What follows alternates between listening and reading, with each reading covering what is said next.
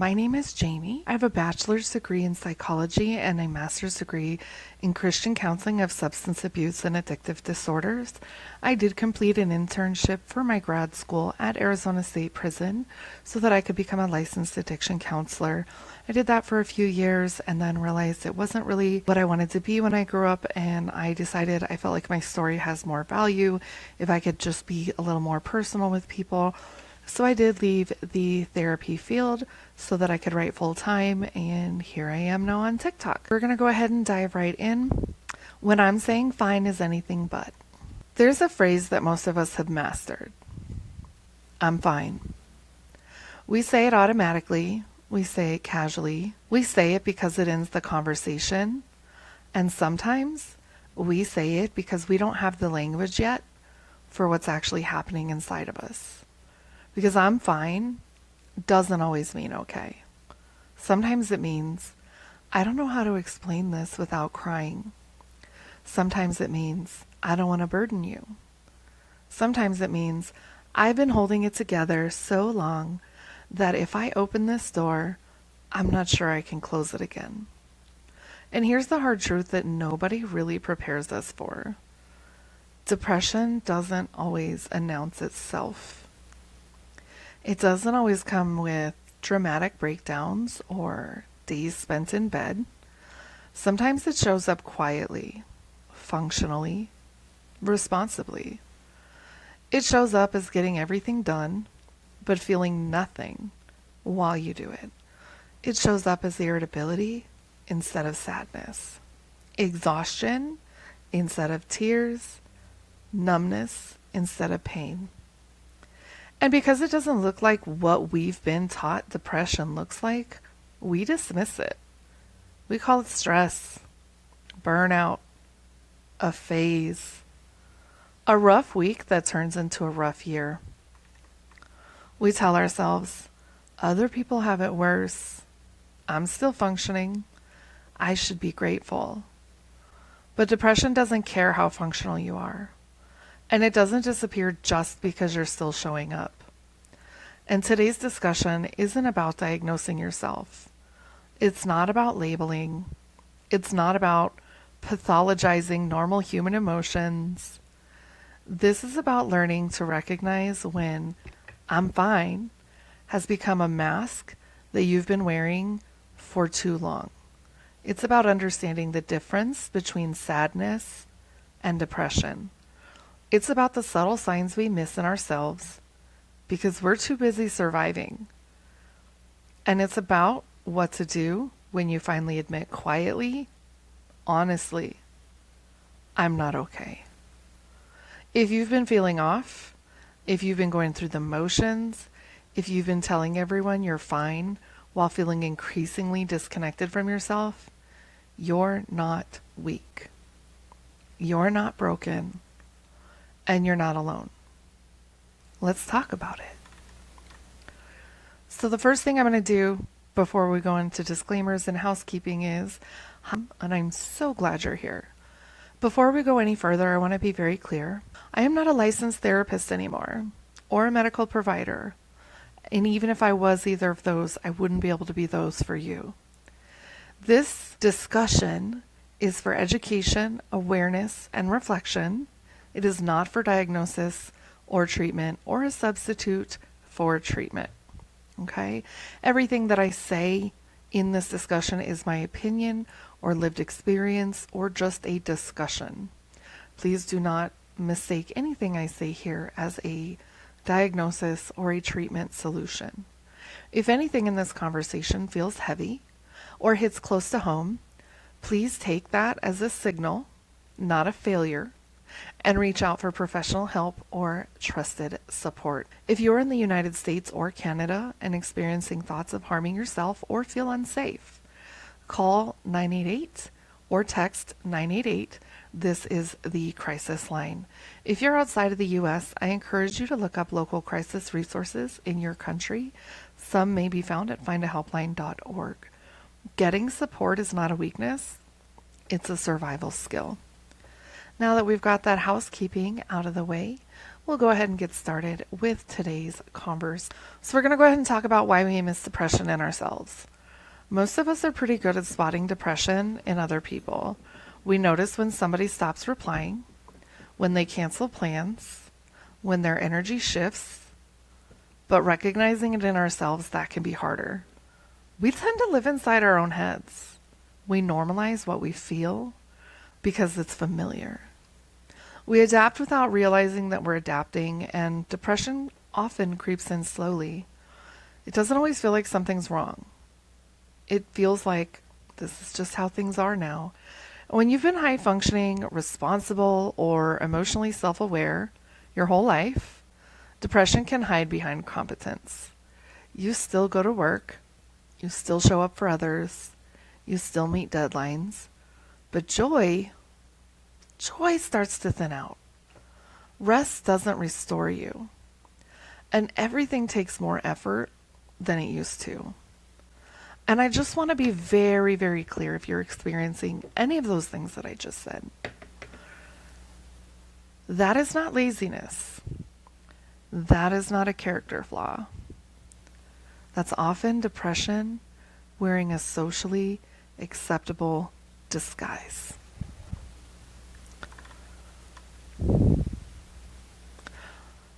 Sadness is a response.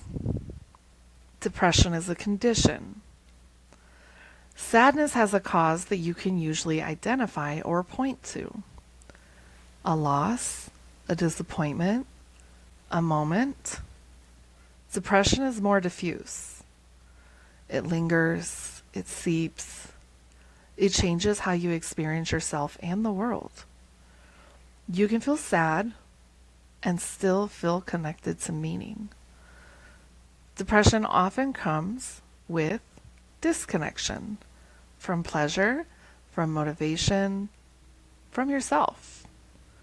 And here's an important distinction.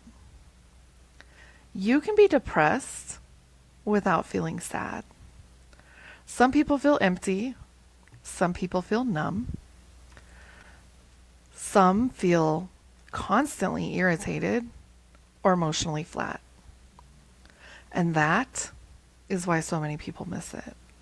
They're waiting to feel bad enough to qualify. We should not be waiting until we feel bad enough to qualify. We have some subtle signs that we like to dismiss, and they can be quieter. They're not going to necessarily be dramatic signs. They're going to be stuff that shows up in everyday life. I'm going to talk about the quieter signs, not the dramatic ones, the ones that we see every day show up. You can feel emotionally neutral about things that you used to care about. You can be doing everything you're supposed to do, but feeling no sense of reward or accomplishment. Constant fatigue that even sleep feels like it never fixes. Irritability or impatience that feels out of character. Avoiding people, not because you dislike them, but because interaction feels heavy. Losing interest in the future without actively feeling hopeless. These don't always trigger alarm bells. We tell ourselves, I'm just tired. I need a break. This will pass. Sometimes it does. Sometimes it doesn't. The danger isn't feeling these things. The danger is ignoring them indefinitely. And I just want you to kind of think to yourselves right now. It was a rhetorical question. Why do we say we're fine when we're not? Are we trying to put up a strong front, or are we trying to convince ourselves that we're fine? Because maybe if we say it enough, it'll be true. I think that we say fine, I'm fine, because it feels safe. Because we maybe have a little bit of a guard up. We don't want people to know that maybe we don't have it together as much as we'd like to think. I think we say I'm fine because it keeps things moving. Because it protects other people from our internal mess. Because sometimes we don't trust ourselves to open the door without everything spilling out. Thank you so much. Thank you. Thank you.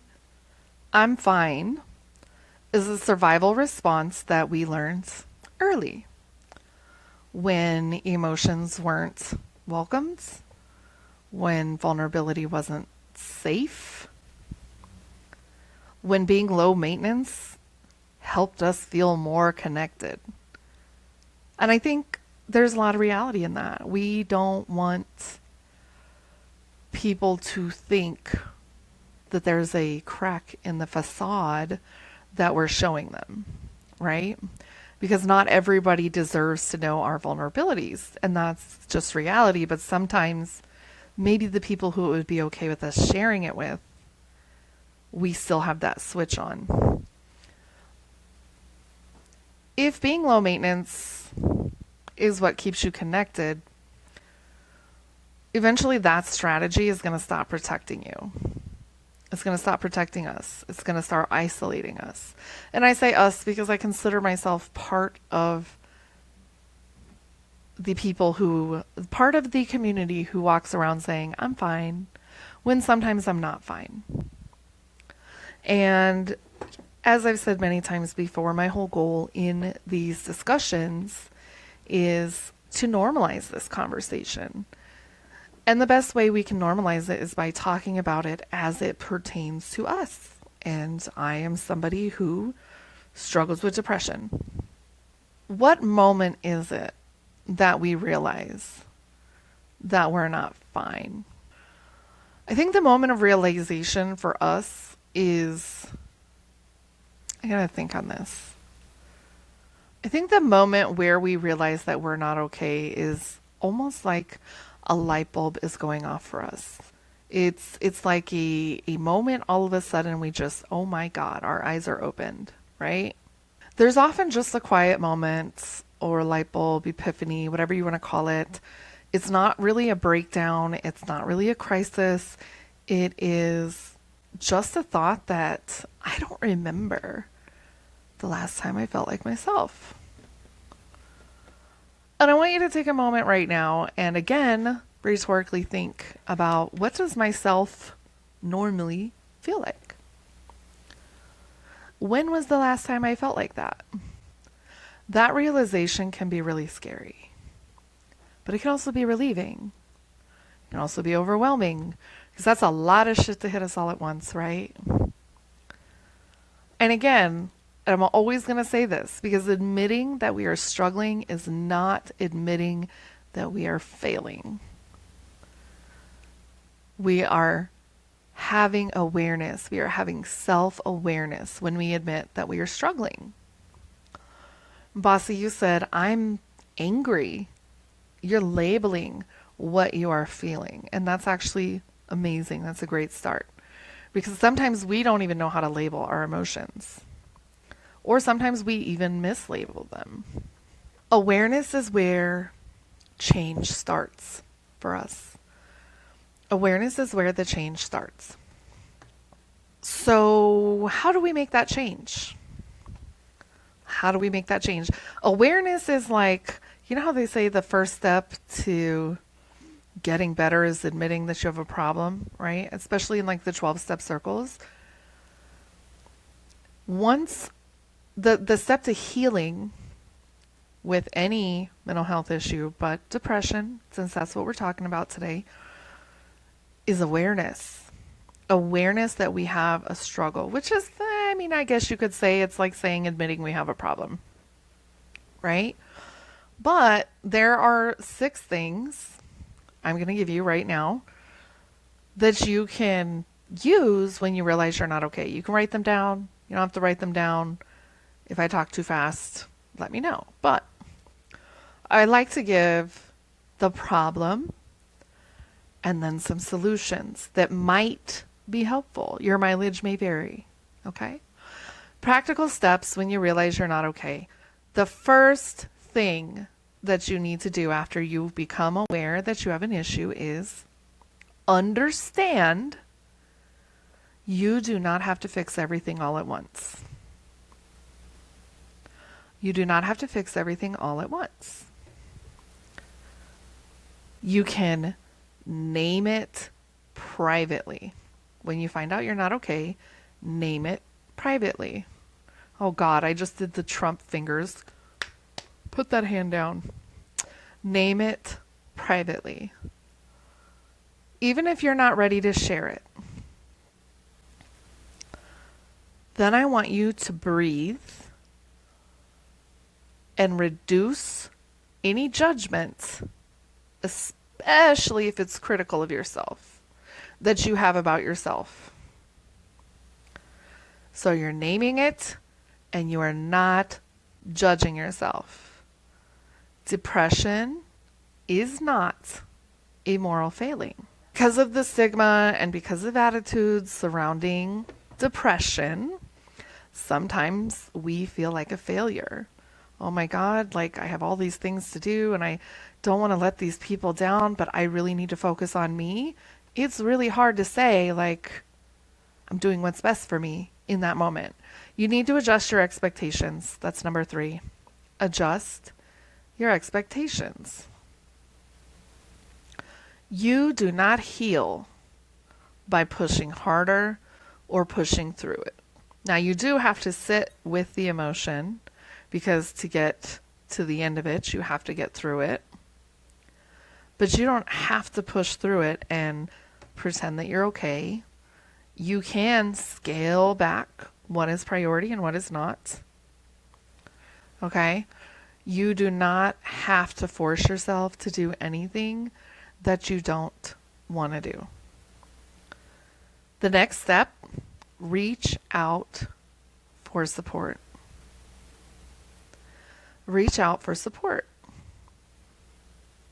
Whether it is a friend, whether it's a professional, whether it's a therapist, peer, crisis line, whatever you have to do to reach out for support.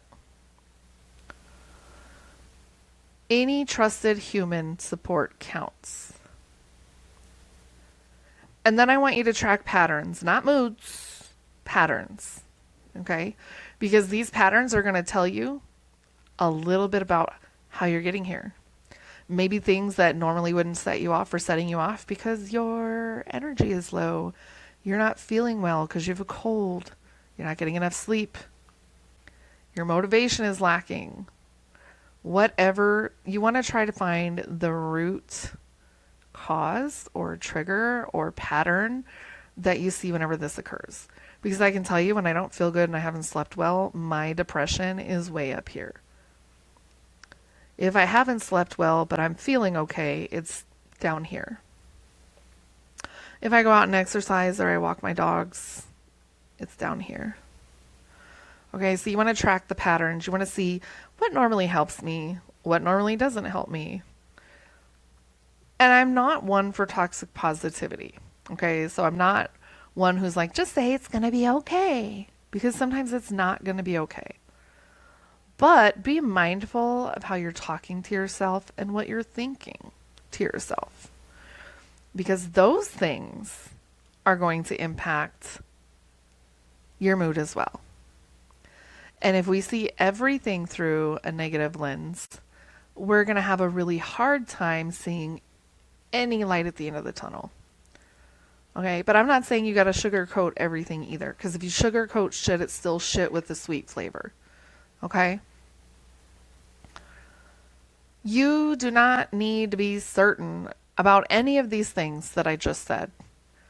Realizing that I can't fix everything at once, naming it, reducing self-judgment, adjusting expectations, freaking blah. All right? You don't have to be certain about those things. You don't have to be certain that those things are working. But you do need to be honest with yourself. And you need to be aware of your emotions, your patterns. You just need to be honest with yourself. Okay? I know it can be really hard sometimes to pinpoint things, especially when we're really overwhelmed. But sometimes just getting out a pen and paper and writing everything out, or I like to call it a brain dump, where I just brain dump everything that's come to my mind, even if it doesn't make sense. Excuse me. Because somehow I feel like that actually can be really helpful with maybe unloading some of the overwhelm or the anxiety, especially because like I get racing thoughts. So sometimes the best way to get rid of those, especially because they'll like run on repeat in a loop in my head. So sometimes the best way to get rid of that is to just write it all out. And then I can like, it's almost like I can forget it when I do that. Like, I think I told a story a few weeks ago about how I woke up in the middle of the night worried about something that was none of my fucking business. It was something my husband had to do. But it wasn't going to let me sleep. So I sent him a text in the middle of the night. I was like, I know I'm texting you at 3 a.m. about XYZ, but it's because I can't go back to sleep unless I tell you. You've probably already handled this, but now that I've texted you, I can feel comfortable knowing that I don't have to worry about it anymore. So of course he saw the message the next day and was like, yeah, I handled that yesterday. But I could have let that interfere with my sleep and I would have been up all night. And I didn't. So this is why I think sometimes writing it out, putting it on something, any of those things can help. And if you don't know, especially if you have an iPhone, I don't know about Android. If you have an iPhone, they now have a journaling feature right in the iPhone. I don't use mine because I use something else. So this is why I think when you write it out, it helps you kind of get it off your mind. But I also think this can work for depression too. Sometimes letting it out instead of internalizing it can give us the relief that we need. If you have been saying I'm fine when you're not, I'm gonna say this so that you hear it clearly, okay? And I will say it louder for the people in the back if I need to, okay? You don't have to collapse to deserve care. You do not have to completely melt down to deserve care. You don't have to justify your pain to anybody. And you don't have to navigate whatever you're going through alone. Depression does not always scream. It is not always loud. Sometimes it sneaks up on you. And listening to that whisper before it turns into a scream is actually preventative and an act of self-respect and self-care. I want to say thank you for sitting with this. If nobody's told you, thank you for sitting with this. Take care of yourself. And if this resonates, share your thoughts with me because I want to hear them. Yes, if I'm not fine, then that is okay. 100%. And it is okay to say, I'm not in the mood for this today. I can't deal with this today. Now, I will not recommend using that as a way to continually push things off because that'll actually compound any depressive feelings that you might be feeling.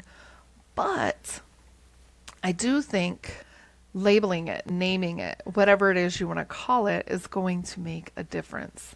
And I want to thank you. I tend to be talking about mental health every single day because that's what I love talking about. And I highly encourage you, if you're a creator and you want to do videos even, say you don't want to go live, you want to do videos, talk about something you won't shut the hell up about because that's what I'm doing. And it's getting easier. If you guys noticed, so I've been editing my old lives. The amount of I've had to edit out of previous lives compared to most recent lives, it's getting less and less and less. So the more you do this, the more confident you get. It also helps me to have notes because as you can see, I get distracted very easily. So side note, totally didn't relate to I'm fine. And before we wrap up, I kind of want to know like what you guys think is the cause of most people, or if you've said it in the past, saying I'm fine when you're not. Do you kind of agree with my stance that sometimes we're just masking because we don't want to be vulnerable to certain people, so we mask for everyone? All right. I don't see any answers, but I have a feeling y'all agree. So I want to thank you again from the bottom of my heart. The next topic, this one's going to be good. Kind of wish I had time to do it today. Is the loneliness epidemic. That's what we're going to be discussing next. Agree. Canada says agree. All right, guys. I want to thank you so much for spending the last 37 minutes with me. I appreciate you and everything you do. You will start seeing clips of this here, and you'll get to see the full edited replay over on YouTube. If you're interested, my channel over there is Jamie the Writer. If you see this logo that's here in the corner, right here, then you know you're at the right channel. All right, guys. You have a wonderful rest of your day. I appreciate you all.